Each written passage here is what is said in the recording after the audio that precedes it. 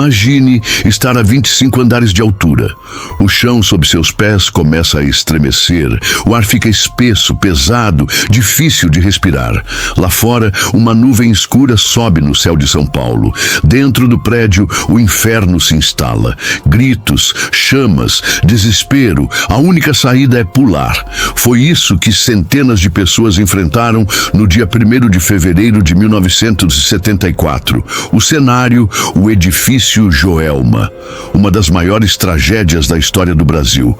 Mas o que nem todos sabem é que o horror não terminou com as chamas. Ele apenas começou. Pouco depois das 8 horas da manhã, um curto-circuito em um aparelho de ar-condicionado no 12º andar deu início a algo que ninguém podia prever. O prédio tinha estrutura moderna, mas nenhuma proteção contra incêndios. Em menos de 20 minutos, o fogo havia tomado todos os andares superiores. As escadas viraram chaminés. Os elevadores pararam de funcionar. Não havia sprinklers, não havia saída. A cidade parou. As imagens chocaram o país. Corpos caindo das janelas. Pessoas gritando por socorro, homens e mulheres pendurados em sacadas tentando escapar do calor insuportável. O vidro derretia, o oxigênio desaparecia. 191 pessoas morreram, mais de 300 ficaram feridas, mas um grupo chamou a atenção. 13 pessoas encontradas carbonizadas dentro de um elevador. Ninguém sabia quem eram, sem documentos, sem rostos, sem nomes. Até hoje, eles continuam sem identificação. Enterrados juntos, lado a lado, como chegaram ao fim. Mas essa é apenas a superfície da história. Antes mesmo do Joelma existir, aquele terreno já carregava um peso. Em 1948, no mesmo local, um homem chamado Paulo Ferreira de Camargo matou a mãe e 2 irmãs. Escondeu os corpos num poço de ácido nos fundos da casa. Quando descoberto, tirou a própria vida. A tragédia ficou conhecida como o crime do poço. O solo onde o Joelma foi erguido já havia sido banhado em dor. Coincidência ou não, foi exatamente ali que a dor retornou, mais uma vez. Com o passar dos anos, surgiram os primeiros relatos. Guardas noturnos, zeladores, funcionários das empresas instaladas no prédio reerguido. Todos relatando a mesma coisa. Vozes vindas dos corredores vazios, batidas nas paredes. Elevadores subindo e descendo sozinhos. O 12º andar. Sempre o 12º andar. Alguns contam que ouviram gritos abafados quando o relógio marca 8 horas da manhã. Outros sentiram um calor súbito, sufocante, ao entrar em certas salas. Há relatos de pessoas que passaram mal, vomitaram, desmaiaram, sem explicação médica. Há quem jure que viu à noite silhuetas de pessoas em chamas, caminhando pelas janelas. Alguns chamam de sugestão, outros de memória do concreto. Mas quem esteve lá não esquece. Os 13 corpos não identificados foram enterrados no cemitério São Pedro, em São Paulo. O túmulo coletivo se tornou um local de visita. Lendas começaram a surgir. As flores deixadas sobre os túmulos dizem: nunca murcham. Algumas pessoas dizem que, ao tocar o mármore frio daquela lápide, sentem uma paz inexplicável. Outras, um arrepio que sobe direto pela espinha. Há quem diga que os espíritos desses 13 desconhecidos permanecem presos à terra, esperando por justiça, por reconhecimento, por alguém que lhes dê nome. Com a reconstrução, tentaram apagar o passado. O prédio foi rebatizado Edifício Praça da Bandeira. Mas quem trabalha ali, quem mora por perto, jamais o chama assim. Para todos, ele continua sendo o Joelma. Mesmo reformado, mesmo com novos andares, novas empresas, nova fachada, o Joelma carrega cicatrizes invisíveis.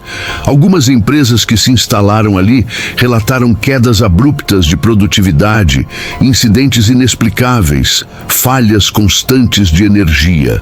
Alguns funcionários pedem transferência, outros pedem demissão, e há os que simplesmente somem, sem aviso. E então surgem novos relatos, como o de uma funcionária que ficou presa sozinha no elevador por mais de 1 hora, sem sinal, sem iluminação, ouvindo o que descreveu como sussurros em uma língua que ela não entendia. Ou de um técnico de informática que, ao abrir o servidor do 13º andar, encontrou arquivos de áudio corrompidos, todos com a mesma frequência sonora, um som grave, repetitivo, semelhante a uma respiração forçada. Os bombeiros que atenderam à ocorrência em 1974 também relatam experiências traumáticas. Alguns tiveram pesadelos durante anos, outros deixaram a profissão. Há até quem diga que ouviu, no dia do incêndio, vozes pedindo socorro, antes mesmo do fogo começar. Relatos de moradores da região apontam que à noite é possível ouvir gritos abafados, como se estivessem vindos de dentro das paredes do prédio.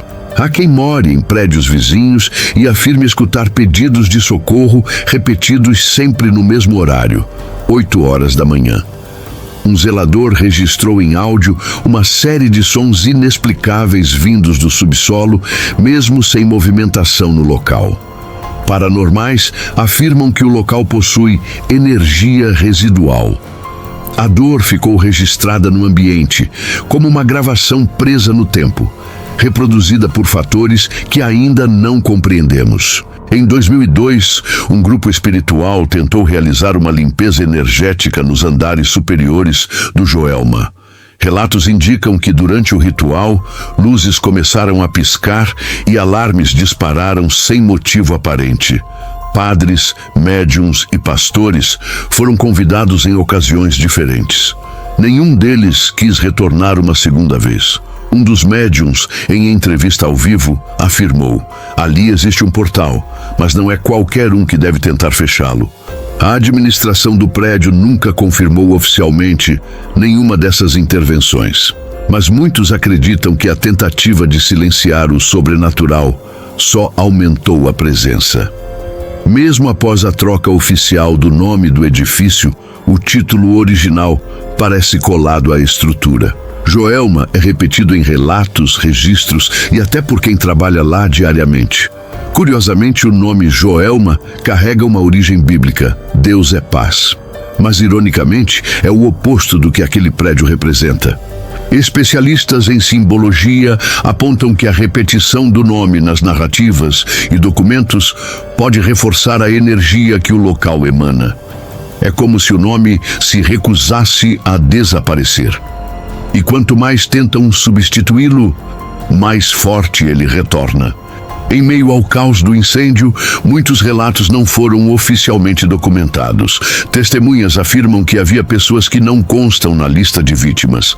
Há rumores sobre um grupo de trabalhadores informais no subsolo que jamais foram localizados. Outros falam de uma mulher vista correndo em chamas que simplesmente desapareceu. Alguns jornalistas da época guardam anotações que nunca foram publicadas. Teriam sido censurados ou apenas considerados sensacionalistas demais. O que sabemos é que parte da verdade nunca foi revelada ao público. Com as mudanças climáticas, instabilidades elétricas e construções antigas, especialistas alertam: o risco de um novo evento não é zero.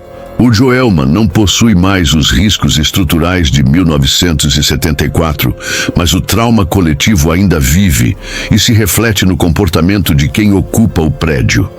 A pergunta final é: se a história se repetisse, estaríamos preparados? Ou pior, será que a repetição é inevitável? Como se o ciclo nunca tivesse realmente se fechado? E se tudo estiver conectado? O crime do poço, o incêndio, os 13 corpos, os fenômenos do prédio, o túmulo com flores que não morrem. Talvez não seja apenas uma sequência de tragédias. Talvez seja uma cicatriz aberta, uma ferida que pulsa no coração de São Paulo. E talvez o Joelma seja um lembrete de que há dores que não se apagam com concreto, tinta e novos nomes. Elas ecoam, persistem, sussurram, esperam ser ouvidas. A pergunta que fica é: por quê? Por que há tantos relatos? Por que há tanto medo? Por que quase 50 anos depois ainda sentimos que há algo ali? Você pode ignorar. Pode dizer que tudo isso é só imaginação, que são só histórias. Mas, se um dia você passar em frente ao Joelma, preste atenção. Talvez sinta um arrepio, talvez veja uma janela aberta no 12º andar, talvez ouça algo, ou talvez você já esteja conectado. Você só não percebeu ainda.